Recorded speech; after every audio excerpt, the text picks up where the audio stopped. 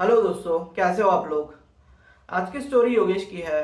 Video शुरू करने से पहले मैं एक छोटी सी रिक्वेस्ट करना चाहता हूँ कि आप मेरे चैनल को सब्सक्राइब कर लीजिए और मेरी वीडियोस को लाइक कीजिए एंड कमेंट कीजिए कि आपको मेरी वीडियोस कैसी लगती है। तो चलिए बढ़ते हैं कहानी की तरफ। योगेश मध्य प्रदेश के ही एक छोटे से गाँव का रहने वाला है। योगेश कहता है कि ये घटना उसके दादाजी के साथ बहुत सालों पहले घटी थी। आपको तो पता ही है कि पहले के ज़माने में ट्रांसपोर्ट सिस्टम इतना अच्छा हुआ नहीं करता था और अगर लोगों को एक जगह से दूसरी जगह जाना होता तो बसें भी बहुत कम हुआ करती थी और जो अफोर्ड कर सकता था वो बस वगैरह में जाता। उसके दादा की परिस्थिति इतनी अच्छी नहीं थी कि वो बस वगैरह में जाए और अगर किसी को दूसरे गांव जाना होता तो पैदल ही चले जाता। उस जमाने में एक जगह से दूसरे जगह जाने के लिए पैदल जाना बहुत कॉमन था। सिचुएशन ये थी कि दादाजी को उनकी बहन जिसकी शादी बहुत टाइम पहले दूसरे गांव हुई थी उनसे लेटर मिला कि उनके बहन की तबीयत ठीक नहीं है और वो दादाजी को देखना चाहती है। इसलिए फिर दादाजी भी वो गांव की ओर निकल पड़े। जाते जाते उन्होंने घर से खाना लिया था और कुछ मिठाई के पैकेट लिए थे। दादाजी घर में बोल के निकल गए। तो अब ऐसा था कि वो गांव तकरीबन 60 या 70 किलोमीटर दूर था और चल के एक दिन में जाना थोड़ा मुश्किल था। दादाजी ने सोचा कि बीच बीच में कोई जगह मिलेगी तो रेस्ट कर लूंगा और अपनी जर्नी कंटिन्यू करूंगा। दूसरे गांव जाने के लिए इनको एक जंगल पार करना था। दिन के टाइम पे तो वो तकरीबन 20 से 30 किलोमीटर चले। वो बेसिकली जंगल के बीच आ चुके थे और अगर कुछ किलोमीटर और ये पार करते तो जंगल खत्म हो जाता। अब पूरा दिन चलते चलते ये थक गए। जंगल में आगे बढ़ते बढ़ते वहां उनको पेड़ दिखा और वो वहां पे जाके बैठ गए और थोड़ा खाना खाया और सोचा कि 3-4 घंटे आराम करता हूँ और फिर अपनी जर्नी कंटिन्यू करूंगा। अब आधी रात को दादाजी की नींद एक आवाज से खुली। वो जानवरों की आवाज थी। दादाजी ने सोचा कि अगर कोई भी जानवर यहाँ पे आ गया तो उनको प्रॉब्लम होगी, इससे अच्छा कि मैं जर्नी ही कंटिन्यू करूँ।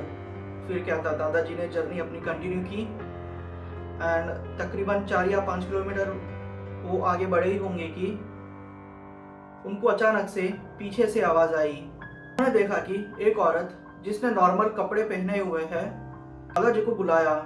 दादाजी को कुछ अजीब सा लगा कि इतनी रात में ये औरत यहाँ पे कैसे हो सकती है। फिर उन्होंने सोचा कि शायद ये पास के गांव की होगी एंड दादाजी ने पूछा कि बहन जी आप यहाँ पे क्या कर रहे हो। अब उस औरत ने बोला कि मैं यहाँ के पास ही के गांव में रहती हूँ, लकड़ियाँ जमा करने के लिए मैं यहाँ पे आई थी। फिर अब दादाजी को भी थोड़ा नॉर्मल लगने लगा। दादाजी ने कहा कि मैं भी उसी गांव में जा रहा हूँ। उसने कहा कि ठीक है, मैं भी आपके साथ ही चलती हूँ। तो यहाँ पे एक चीज अजीब थी, वो रात का समय था तो उनको उस औरत का चेहरा ठीक से दिख नहीं रहा था क्योंकि उसने पल्लू ओढ़ा हुआ था और हाथ में कुछ लकड़ियां पकड़ी हुई थी।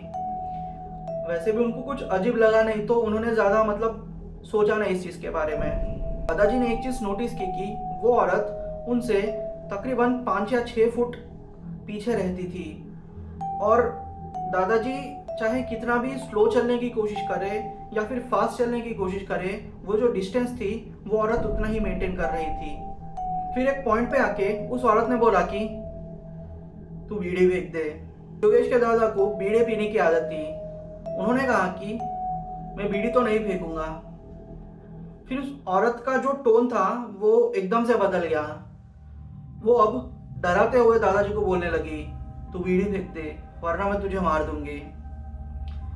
अब दादाजी समझ गए कि ये चीज है क्या। दादाजी ने कहा कि तुझे जो करना है कर ले, मैं बीड़ी तो नहीं फेंकूंगा। फिर दादाजी आगे बढ़ते ही रहे। वो औरत भी उनके पीछे ही चलते रही। दादाजी वैसे बहादुर किस्म के थे तो उनको ज्यादा डर नहीं लगा। फिर वो चलते चलते जंगल के बाहर आ गए एंड जब पीछे मुड़ के देखा तो वो औरत वहीं पे खड़े हुई थी और अब उसका रूप बदल चुका था। दादाजी ने जब उसको देखा तो कंफर्म कर लिया कि ये पक्का चुड़ैल है। वो हंसते हुए कही, आज तो तू बच गया, अगर अगली बार दिखेगा तो मारा जाएगा। दादाजी ने भी फिर ज्यादा ना सोच के आगे बढ़ना शुरू कर दिया। दूसरे दिन दोपहर के टाइम पे दादाजी उनकी बहन के गांव में पहुंचे और ये सारी चीजें एक्सप्लेन की। फिर दादाजी को ये सुन के शौक लग गया कि वो औरत जिसका नाम दे रही थी कि वो किसकी पत्नी है, उनसे जाके दादाजी ने पूछा तो दादाजी शॉक हो गए। दादाजी को पता चला कि वो औरत को मरे हुए 3 महीने हो चुके हैं। वो पिछले कुछ सालों से काला जादू वगैरह करती थी, तो मरने के बाद उसकी स्पिरिट इविल हो चुकी थी एंड जो भी जंगल से आया जाया करता है ये उसको सताती है एंड मोस्टली लोगों को ये मार ही देती है। तो इनकी किस्मत अच्छी थी कि वो उस चुड़ैल से बच गए।